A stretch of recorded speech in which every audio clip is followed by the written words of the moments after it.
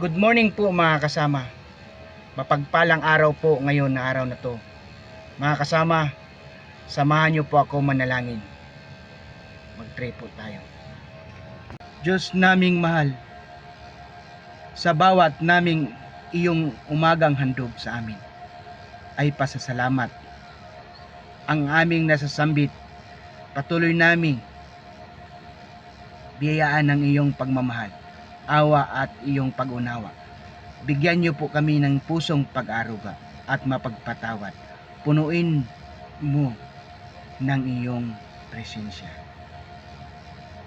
Amen. Kapatid, may sasabihin po ako sa inyo.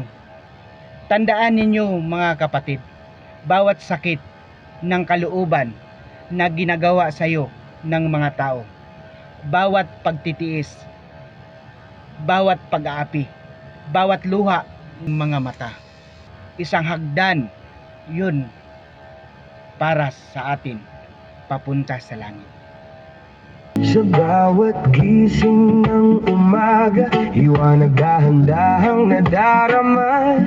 Hindi man marangya ang buhay, sapat na to basta may gabay. Tahimik lang ang paligid, hangin ay kay sarap damhin. Walang ingay, walang gulo, dito lang ako